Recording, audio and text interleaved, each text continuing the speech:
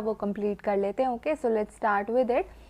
सबसे पहले हमारे पास टॉपिक है कि different methods of purification of water, कि कैसे हम वेरियस तरीक़ों से प्यूरिफाई कर सकते हैं वाटर को। ठीक है, ओके, तो क्या है methods of purification of water. सबसे पहले बात करें स्मॉल स्केल पर, छोटे लेवल पे, अगर हमें थोड़े लेवल पे पानी थोड़ा सा ही हमें प्यूरिफाई करना है तो हम बॉईल कर सकते हैं, केमिकल्स यूज़ कर सकते हैं, ब्लीचिंग पाउडर के MNO, ओके, एंड फिल्ट्रेशन का यूज़ कर सकते हैं। अगर लार्ज स्केल पे करना है तो स्टोरेज, क्लोरीनेशन और फिल्ट्रेशन की हेल्प से हम पानी को प्यूरिफाई कर सकते हैं। ओके, अब हमारे पास design and mechanism of septic tank, की जो सेप्टिक टैंक है उसका डिज़ाइन क्या होता है, कैसा बना होता है, क्या मैकेनिज्म उसमें फॉलो होता है। ठीक है, तो सेप्टिक टैंक क्या है, एक सीवेज है, बेसिकली सीवेज सेटलिंग टैंक है, जिसमें जो सीवेज है, गंद है, वो सेटल डाउन हो जाता है। ठीक है, in which household waste water है और एक्सक्रीटा है, हम उसे डिस्पोज ऑफ करते हैं। ठीक है, जैसे ही सीवेज एंटर होता है टैंक में तो सेडिमेंटेशन हो जाती है। सेडिमेंटेशन क्या होता है, मतलब जो हैवी चीज़ें होती हैं वो बैठ जाती हैं नीचे। ठीक है, a septic tank should have a minimum capacity of 2 lakh litre. कितनी कैपेसिटी होनी चाहिए, 2 लाख लीटर की उसमें कैपेसिटी होनी चाहिए। ठीक है, वेरी बिग कम्युनिटीज़ के लिए सूटेबल नहीं होता है। ये रेक्टेंगुलर होता है, कैसा होता है, रेक्टेंगुलर होता है। ठीक है, water is filled in the septic tanks, height of the water column is 1 to 1.5 metre तक इसकी हाइट होती है वाटर के अंदर। ठीक है, एक इनलेट होता है और एक आउटलेट पाइप होता है above the water level and air space above the water level। ठीक है, कवर ऑफ सीमेंट, ऊपर से कवर होता है एक सीमेंट का। ठीक है, और एक टॉप पर मैन होल होता है, छोटा सा मैन होल को भी किसी और लिड से कवर किया होता है। ठीक है, जैसे कि ये है, ये हमारा स्लज, देखो ये जो ऊपर पानी हमने डाला, ठीक है, तो वो जितना भी हैवी पार्टिकल थे वो नीचे सेटल डाउन हो गए, लिक्विड ऊपर ही रह गया। ये एक आउटलेट सोर्स है बाहर निकलने के लिए, एक इनलेट सोर्स है अंदर जाने के लिए। ठीक है, फिर एक मैन होल है, ओके, और ये एयर स्पेस हो गया बीच वाला। ठीक है, मैकेनिज्म क्या है, the mechanism of septic tank is anaerobic digestion of the contents. क्या है, एनारोबिक डाइजेशन इनका क्या है, प्रिंसिपल है। ठीक है, the heavy solid settle down, जितने भी भारी सॉलिड है वो नीचे बैठ जाते हैं। ठीक है, और डिकम्पोज हो जाते हैं बाय एनारोबिक बैक्टीरिया, जिसकी वजह से रिडक्शन हो जाती है उनकी वॉल्यूम में और वो थोड़े हार्मलेस बन जाते हैं। ठीक है, जो सॉलिड बॉटम सबसे नीचे पड़ा होता है उसे हम क्या बोलते हैं, स्लज। पीछे पड़ा था ना हमने, इसको क्या बोलते हैं, स्लज बोलते हैं। ठीक है, the fatty and the greasy substance rise to the water surface above and is passed out through the outlet pipe. जो भी फैटी या फिर ग्रीसी सब्सटेंस है जो वाटर लेवल के ऊपर ऊपर आ जाता है तो वो आउटलेट पाइप से बाहर निकल जाता है। ठीक है, since the supernatant liquid effluent contains micro organism ova, it is allowed to be collected in trenches. ठीक है, जो सुपरनेटेंट लिक्विड है, जो बचा हुआ लिक्विड एफ्लुएंट है, ठीक है, उसमें माइक्रो ऑर्गेनिजम्स ओवा अभी भी प्रेजेंट है, तो उन्हें ट्रेंचेस में, गड्ढों में इकट्ठा होना मतलब अलाउड कर दिया जाता है कि वहाँ कलेक्ट हो सकते हैं। ठीक है, फिर उन्हें सॉइल में स्प्रेड कर दिया जाता है, माइक्रो ऑर्गेनिज्म डाई आउट हो जाते हैं और जो ऑर्गेनिक मैटर है वो ऑक्सीडाइज हो जाता है। ठीक है, इस स्टेज को हम बोलते हैं एरोबिक डिकम्पोजिशन, क्योंकि अब बाहर खुले में आ गया तो एरोबिक मतलब ऑक्सीजन की इन्वॉल्वमेंट होगी ना यहाँ पे। ठीक है, the sludge from the bottom is removed every year, जो हर साल क्या करते हैं, स्लज है जो नीचे इकट्ठा हो जाता है, जो बैठ जाती है चीज़ें, उसे रिमूव कर देते हैं। ठीक है, as more sludge interfaces with the working of the tank, क्योंकि अगर वो भरता जाएगा, ऊपर ऊपर इकट्ठा होता जाएगा तो वर्क ही नहीं कर पाएगा ना टैंक, इसलिए उन्हें टाइम टू टाइम हम उन्हें रिमूव करते रहते हैं। ठीक है, फिर जो स्लज है उसे भी गड्ढों में, ट्रेंचेज होते हैं गड्ढे, उनमें बरी कर देते हैं। ठीक है, अब हमारे पास methods use for purification of water on small scale, छोटे लेवल पे पीछे पड़ चुके थे, बॉइलिंग था, केमिकल डिसइंफेक्शन एंड फिल्ट्रेशन है। एक एक करके देख लेते हैं। बॉइलिंग वाटर 10 मिनट्स के लिए किल कर देता है जितने भी उसमें लाइव माइक्रो ऑर्गेनिजम्स होते हैं या उनके स्पोर्स होते हैं, और जो वाटर है वो स्टेराइल बन जाता है। ठीक है, कुछ सॉल्ट्स प्रेजेंट होते हैं वाटर में जो कि प्रेसिपिटेट हो जाते हैं and hence there is a little change in taste में भी चेंज आ जाता है। ठीक है, that is it also remove temporary hardness of, जो टेम्प्रेरी हार्डनेस है पानी की वो भी ये रिमूव कर देता है। ठीक है, water should be boiled preferably in same container, जिस उसी में आप बॉईल करो पानी जिसमें आपको उसे स्टोर करना है, क्योंकि अगर आप किसी और में स्टोर करोगे फिर वो कंटामिनेशन का चांस हो जाएगा कि एक अपने फॉर सपोज पतीले में उसे गर्म किया, फिर दूसरे पतीले में करो, क्या पता दूसरा पतीला ख़राब हो और कंटामिनेशन हो जाए एयर से, तो इसीलिए उसी कंटेनर में आप उसे बॉईल करो जिसमें आपको उसे रखना है। ठीक है, फिर हमारे पास केमिकल डिसइंफेक्शन। केमिकल डिसइंफेक्शन में क्या आता है, ब्लीचिंग पाउडर और क्लोरीनेटेड लाइम आता है सबसे पहले। फ्रेश सैंपल लेंगे ब्लीचिंग पाउडर का जिसमें 33% क्लोरीन होता है, और if chlorine is 25% it is acceptable for disinfection of water. अगर 25% है तो हम उसे एक्सेप्टेबल मानते हैं, ठीक है। To make bleaching powder more stable बनाने के लिए उसमें हम लाइम नींबू भी ऐड कर देते हैं, and such sample is called stabilised bleach बोलते हैं उसको, ठीक है। ब्लीचिंग पाउडर इज स्टोर्ड एक ड्राई, कूल और डार्क प्लेस पे हम उसे स्टोर करके रखते हैं टाइट कंटेनर के अंदर। Amount of bleaching powder needed 1 cubic metre water के लिए 2.3 ग्राम चाहिए होता है bleaching powder, which leave 0.5 mg chlorine per litre of water after 1 hour contact, ठीक है। तो क्या होता है, कितना ब्लीचिंग पाउडर हमें चाहिए होता है, अगर 1 cubic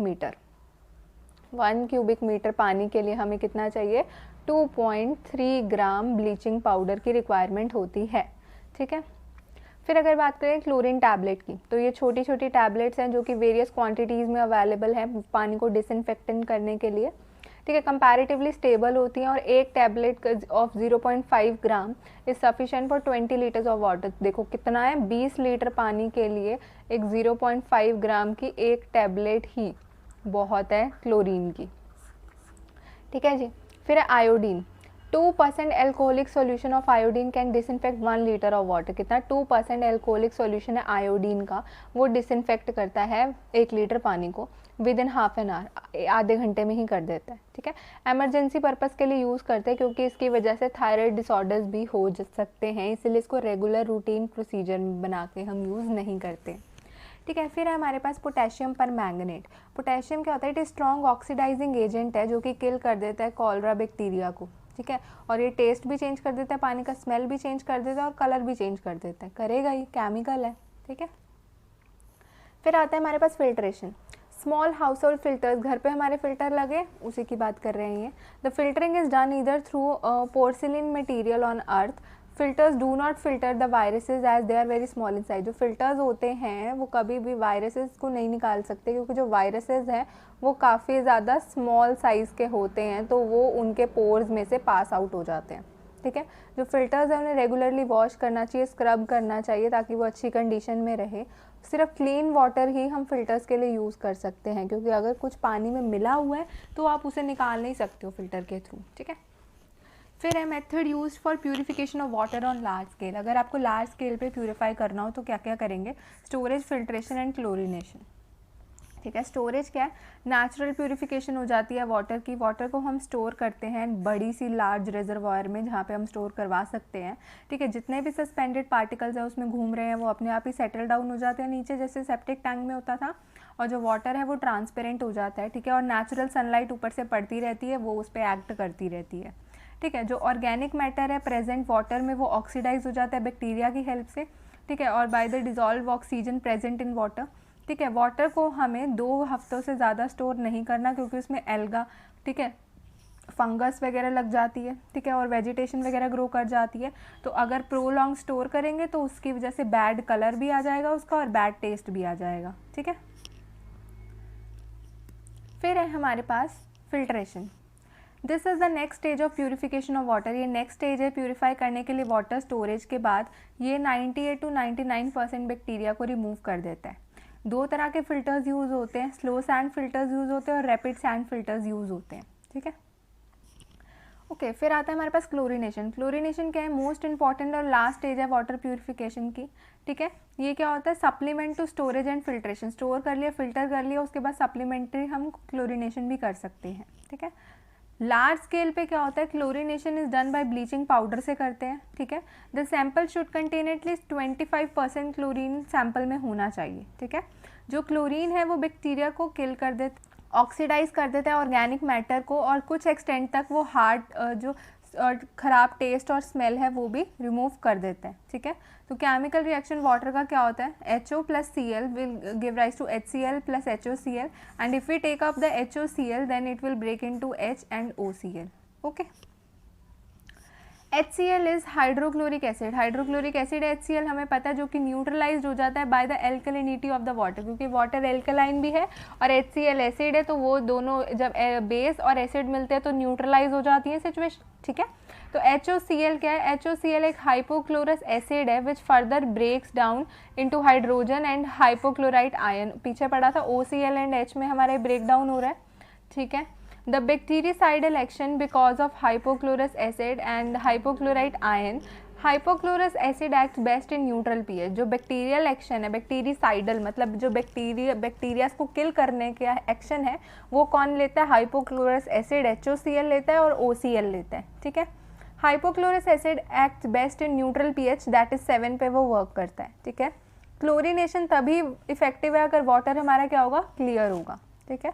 the need of chlorine is estimated, that is how much chlorine will disinfect water which is called chlorine demand. कि कितना क्लोरीन चाहिए हमें पानी को प्योर करने में, तो वो उसे क्या बोलते हैं? हम क्लोरीन डिमांड ऑफ वाटर बोलते हैं, ठीक है।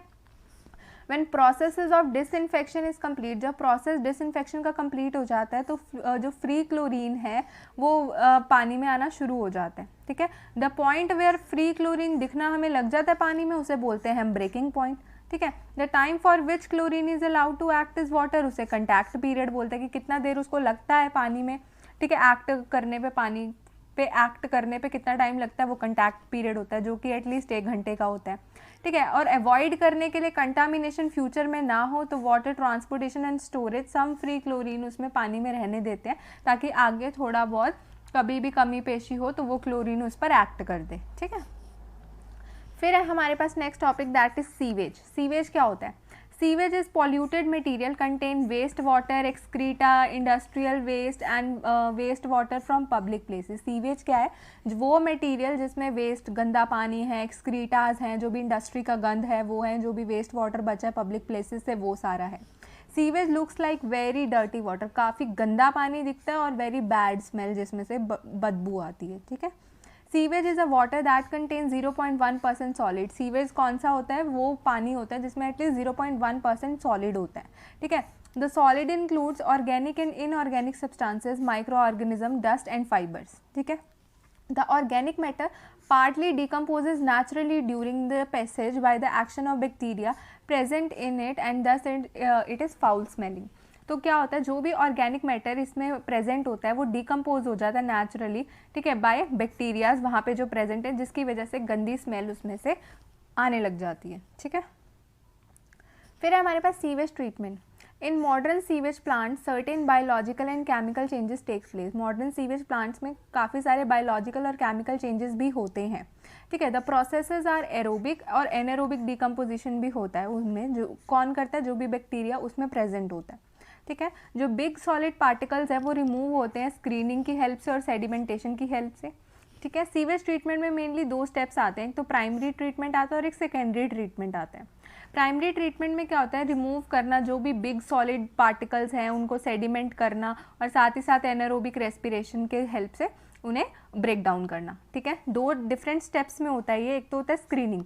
स्क्रीनिंग में क्या है? The sewage from public sewer, जो भी गंद है पब्लिक सीवर से, ठीक है, वो पास होता है एक स्पेशल स्क्रीन से, जिसकी वजह से जो भी फ्लोटिंग चीज़ें हैं जैसे वुड हो गया, डेड एनिमल है या कोई बड़ा ऑब्जेक्ट है वो रिमूव हो जाते हैं, छन जाता है, ठीक है, material.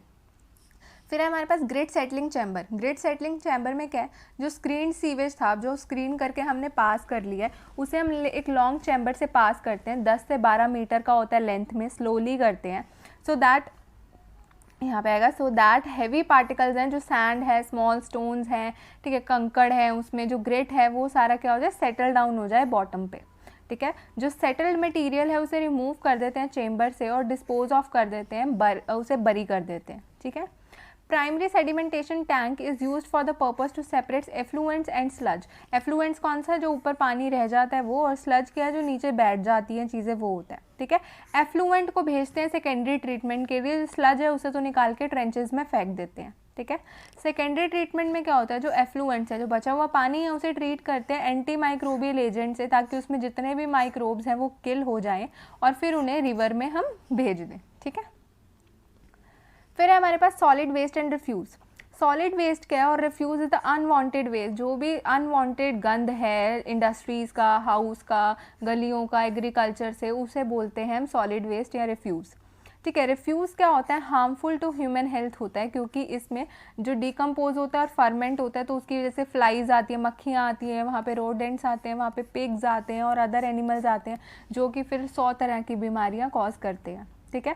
Therefore refuse should be collected एक सैनिटरी मैनर में, एक साफ़ सुथरे तरीके से उन्हें कलेक्ट करना चाहिए, उन्हें ट्रांसपोर्ट करना चाहिए और उन्हें डिस्पोज ऑफ करना चाहिए जितना जल्दी हो सके उतना जल्दी, ताकि हमें बीमारियों से बच सके और एनवायरनमेंट पॉल्यूशन ना हो, ठीक है। फिर है सोर्सेज ऑफ रिफ्यूज़, गंद कहाँ कहाँ से इकट्ठा होता है। एक तो स्ट्रीट गलियों से, ठीक है, जैसे किसी ने गली साफ़ करी तब हो गया।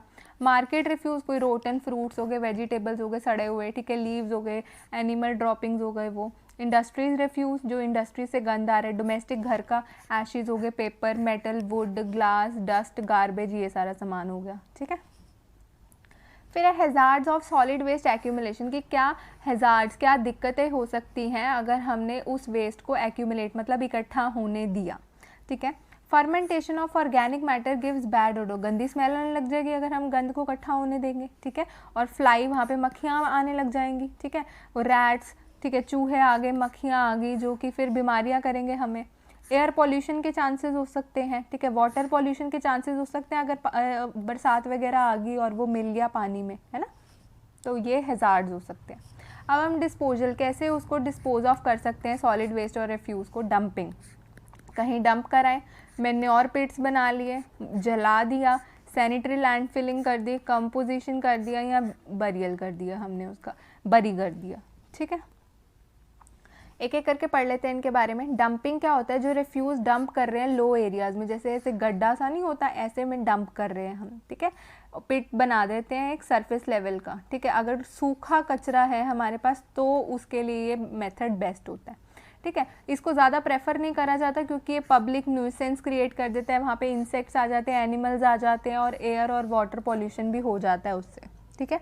फिर आता है manure pits, they can be used at household level पे, हम उसे यूज़ कर देते हैं। हर हाउस में एक मैन्योर पिट होना चाहिए और रिफ्यूज़ हर तरह का उसमें क्या होना चाहिए, कलेक्ट होना चाहिए, उसमें डाल देना चाहिए और ऊपर से अर्थ से उसे कवर कर देना चाहिए शाम को, ठीक है। जब पिट हमारा फुली कवर हो जाए अर्थ से तो उसे 6 महीने के लिए रख देते हैं, तो जिसकी वजह से मैन्योर प्रोडक्शन हो जाती है, खाद बन जाती है, जो कि हम अपने एग्रीकल्चर पर्पसेस के लिए यूज़ कर सकते हैं, ठीक है। फिर है बर्निंग, बर्निंग को हम क्या इंसिनरेशन भी बोलते हैं, ठीक है। ये हॉस्पिटल रिफ्यूज, जो हॉस्पिटल से गंद इकट्ठा होता है उसके लिए बहुत अच्छा है ये। इसके लिए स्पेस होना चाहिए और स्पेशल इक्विपमेंट होना चाहिए जिसको हम इंसिनरेटर बोलते हैं, ठीक है। ये होलो सिलेंडर होना चाहिए जो कि मेटल का बना होना चाहिए, ठीक है। द रिफ्यूज़ इज पुट, हमने रिफ्यूज़ को रखा एक सरफेस पे, ठीक है, और उसे इंसिनरेटर से कवर कर दिया बिफोर बर्निंग, ताकि जो एशेज़ की स्प्रेड है वो ना हो, ठीक है। और इंडिया में ये सूटेबल नहीं है क्योंकि इसमें डायरेक्ट लॉस हो जाता है मैन्योर का और एक्सपेंसिव, इसमें हर जगह इंसिनरेटर भी चाहिए ना जलाने के लिए उसको, ठीक है। फिर है सैनिटरी लैंड फिलिंग, तो इसमें क्या एक ट्रेंच, एक गड्ढा खोदते हैं, तो रिफ्यूज़ उसमें डालते हैं ट्रेंच में और उसे अर्थ से कवर कर देते हैं हर दिन, ठीक है। जब ट्रेंच नियर बाय फुल हो जाता है तो उसे फिर से अर्थ से प्रॉपरली कवर करके पैक कर देते हैं, ठीक है। और sometimes alternate layer of refuse हम भी कर देते हैं, ऊपर से और कुछ भी डाल देते हैं जब तक वो फुल नहीं हो जाता, ठीक है।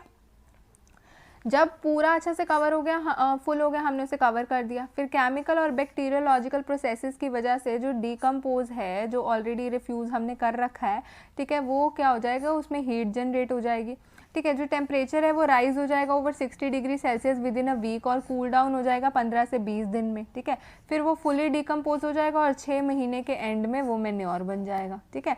और फिर हम उसको एग्रीकल्चर पर्पसेस के लिए यूज़ कर सकते हैं, ठीक है।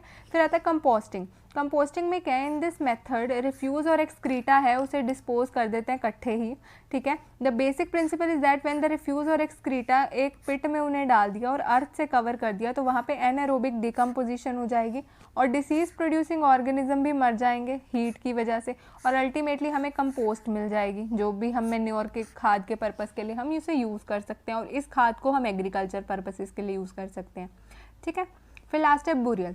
बुरियल में क्या है, इन दिस मेथड जो एक गड्ढा खोदा, हमने रिफ्यूज़ उसमें डाला और उसे अर्थ से कवर कर दिया, जब वो फुली भर जाए तो उसे अर्थ से कवर कर दो और फिर दूसरा गड्ढा खोल लो, बरी हो गया। सिंपली आप ज़मीन में डाल रहे हो फिर उसको अच्छे से कवर कर दिया, फिर कहीं और खोद लिया, ये ऐसे होता है ब्यूरियल, ठीक है। तो ये मेथड्स थे कि कैसे कैसे हम जो वेस्ट हमारे घरों में इंडस्ट्रीज़ में जनरेट हो रहा है उसे डिस्कार्ड कर सकते हैं, ठीक है। फिर है हमारे पास टॉपिक आरसीए लैट्रिन।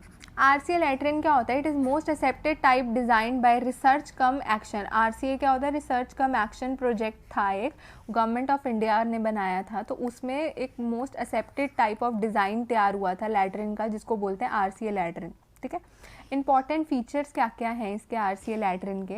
ये हैं कि लोकेशन कैसी होनी चाहिए, एक डग वेल होना चाहिए RCA लैट्रिन के लिए, to avoid all possibilities of ground water contamination in distance of minimum 15 metres should be kept away from any source of water. कोई भी पानी का सोर्स है उसको एटलीस्ट 15 मीटर दूर रखना है, क्योंकि जो लैट्रिन का जो एक्सक्रीटा वगैरह होगा वो ग्राउंड वाटर में ना मिले, इसके लिए। ठीक है, फीचर्स क्या है? एक होता है स्क्वैटिंग प्लेट होता है। हमारे घरों में जो इंडियन टॉयलेट होते हैं, स्क्वैट की पोजीशन में ही बैठ के डेफिकेशन होती है ना, तो स्क्वैटिंग प्लेट बिल्कुल वही चीज़ है। ठीक है, it is called squatting plate because Indians use squatting posture for defecation के लिए इंडियन जो है वो स्क्वैट का पोर्शन यूज़ करते हैं। ठीक है, it should have a square stage होना चाहिए, मिनिमम 90 सेंटीमीटर इंटू 90 सेंटीमीटर का, सीमेंट से लाइन होना चाहिए और एक स्लाइड स्लोप होना चाहिए टुवर्ड्स द सेंटर, ताकि क्लीनिंग पर्पस के लिए हम उसे यूज़ कर सकें। ठीक है, रेज्ड फुट रेस्ट होना चाहिए ताकि कंफर्टेबल पोजीशन बन सके। ठीक है, पैन होना चाहिए, it is रिसेप्टिकल of the faecal matter, जहाँ पे जाएगा यूरिन जाएगा, जहाँ पे वॉश वाटर जाएगा। ये ब्रॉड होना चाहिए पीछे से और नैरो होना चाहिए फ्रंट से।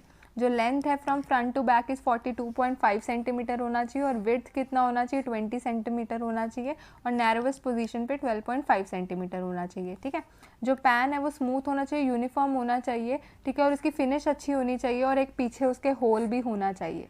ठीक है, फिर आता है ट्रैप। ट्रैप की एक बेंट पाइप होनी चाहिए 7.5 सेंटीमीटर डायमीटर की, वर्टिकल पोजीशन में अटैच होनी चाहिए पैन के साथ। ठीक है, ये वाटर होल्ड करके रख सके और water level is called as water seal बोलते हैं। जो इंडियन टॉयलेट्स में देखा होगा, वाटर लेवल एक होल्ड होता है, तो उसे वाटर सील बोलते हैं। 2 सेंटीमीटर तक का होता है ये। ठीक है, फिर आता है कनेक्टिंग पाइप। जो बेंड एंड है ट्रैप का वो अटैच होना चाहिए कनेक्टिंग पाइप के साथ, जो same diameter that is 7.5 centimetre का ही होना चाहिए, जो कि फीसेस को कैरी कर सके डग वेल तक। ठीक है, द डग वेल है 75 सेंटीमीटर डायमीटर का होना चाहिए और 3 से 4 मीटर गहरा होना चाहिए।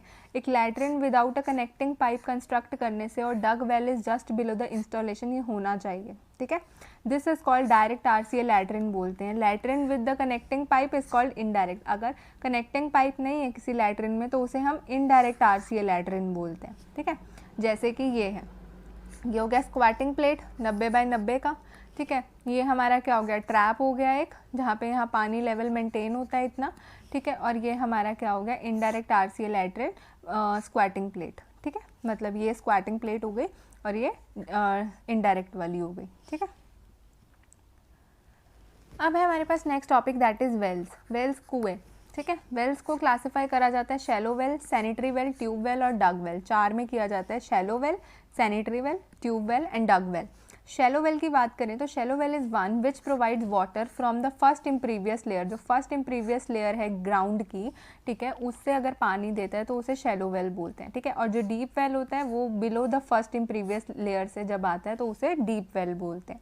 ठीक है, फिर आता है सैनिटरी वेल। सैनिटरी वेल के फीचर्स क्या होते हैं? जितने भी कच्चा वेल्स हैं उन्हें मेड करना चाहिए पक्का by providing N impervious lining at least 20 feet deep. उनको इतना मजबूत कर देना चाहिए, उन्हें एक एक्स्ट्रा लेयर प्रोवाइड कर देनी चाहिए सैनिटरी वेल बनाने के लिए। ठीक है, location of well should not be very near to the living place. रहने वाली जगहों के बिल्कुल पास नहीं होना चाहिए और ज़्यादा दूर भी नहीं होना चाहिए।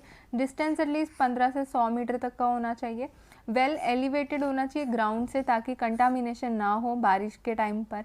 ठीक है, जो लाइनिंग है वेल की वो रेज होनी चाहिए 2 से 3 फीट की above the ground and a cement concrete platform भी बना होना चाहिए ताकि 1 मीटर रेडियस में खड़े हो सकें।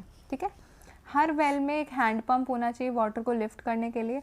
सेफ्टी और portability of sanitary well water depends on behaviour user community, कि कैसे उसके आसपास कम्युनिटी में लोग हैं तो वो उसके अकॉर्डिंग उसका डिपेंड करता है कि कैसे, मतलब वो सेफ़ होगा, पानी कितना साफ़ सुथरा होगा। ठीक है, ट्यूब वेल्स क्या होता है? ये भी हमारे शैलो और डीप वेल की तरह हैं, जिनमें एक पंप फिट करा होता है जिनको हम हैंड पंप बोलते हैं।